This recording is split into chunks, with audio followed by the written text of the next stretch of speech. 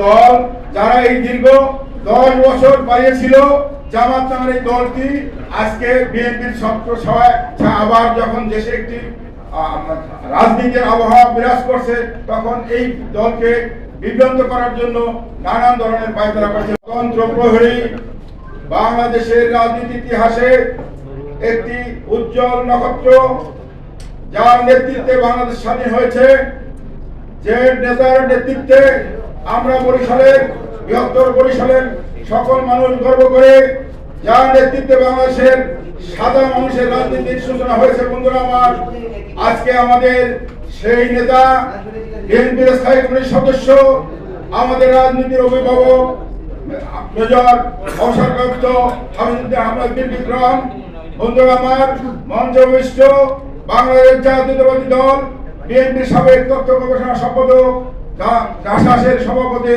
রেজাউদ্দৌলা চৌধুরী, মঞ্চবিষ্ট আইনজীবী ফোরামের সহসভাপতি গোলাম আব্বাস চৌধুরী আলাল এবং তাঁতি দলের সহসভাপতি ডক্টর মনির, এবং আজকের এই সভার সম্মানিত সভাপতি তালুকদার জহির আব্দুল সহ সকল সাংবাদিক বন্ধুরা এবং সকল অতিথিবৃন্দ এবং আমন্ত্রিত বন্ধুরা আমার, বাংলাদেশ জাতীয়তাবাদী দলের একজন কর্মী হিসাবে আমি বলতে চাই, বাংলাদেশে যখন ছাত্র রাজনীতির সূচনা হয়েছিল বন্ধুরা আমার, আমি বাংলাদেশ জাতীয়তাবাদী ছাত্র দলের একজন সাধারণ সদস্য হিসাবে এই দলে জয়েন করেছিলাম। বন্ধুরা আমার, আজকে আমাদের পিছনে অনেক কথা বলতে হয়।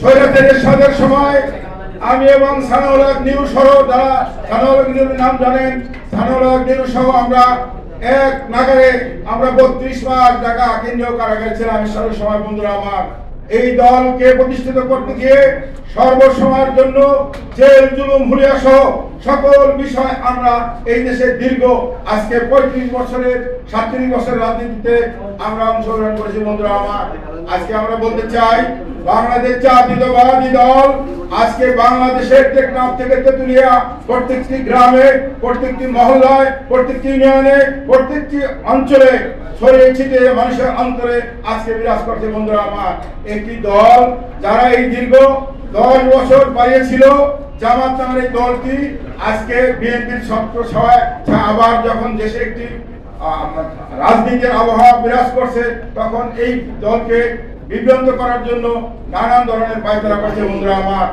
আমি এর পিছনে আমি বলবো, আমাদের বিএনপির অনেক ভুল আছে। বিএনপির রাজনীতির মধ্যে একটি সমস্যা, যেটা হলো কায়দায় আব্দুল মনে হয় জব্বার, অর্থাৎ আন্দোলন সংগ্রাম করবে এক শ্রেণীর মানুষ, আর একজন বইপড় লোকরা আজকে অযোগ্যতা নেতৃত্বে চলে আসে এবং যোগ্য লোক রাজনীতিতে সমস্যার সৃষ্টি হয়। বন্ধুরা আমার, এই সমস্যা অবশ্যই তারেক রহমান সাহেব বাংলাদেশে আসার পর এই জাতীয় সমস্যা বাংলাদেশে আর থাকবে না। বন্ধুরা আমার, কারণ হলো যারা যোগ্য নেতা, যারা আন্দোলন সংগ্রাম করেছে, তাদের মূল্যায়ন করবেন, এই কথা সে তারেক রহমান সাহেব বারবার বলতেছেন। বন্ধুরা আমার, আমরা একটা জিনিস বলতে চাই, বাংলাদেশে যদি রাজনীতি থাকতে হয়, বাংলাদেশ গণতন্ত্র প্রতিষ্ঠিত করতে হয়, তাহলে বাংলাদেশ জাতীয়তাবাদী দলকে আবার ক্ষমতায় প্রতিষ্ঠিত করতে হবে। বন্ধুরা আমার, কারণ বাংলাদেশ জাতীয়তাবাদী দল সর্ব শ্রেণীর মানুষকে নিয়ে রাজনীতি করে। আজকে পার্বত্য চট্টগ্রাম সহ সারা বাংলাদেশে যে অচল অবস্থা চলতেছে, একমাত্র বাংলাদেশ জাতীয়তাবাদী দল যদি ক্ষমতা আসে, আজকে যদি তারেক রহমান সাহেব এবং আমাদের দেশ নেত্রী বেগম খালেদা জিয়ার নেতৃত্বে চলে আসে, তাহলে বাংলাদেশের রাজনীতি আবার একটি সঠিক অবস্থানে ফিরে আসবে। বন্ধুরা আমার, গণতন্ত্র ছাড়া যেমন দেশের উন্নত হয় না, গণতন্ত্র ছাড়া মানুষের অধিকার প্রতিষ্ঠিত হয় না। আজকে যে কথাগুলো আমাদের এই ছাত্র বন্ধুরা বলতেছে, আন্দোলন এই যে আগস্ট আন্দোলনের মধ্যে আমরা মাঠে ছিলাম, তারেক রহমানের নির্দেশে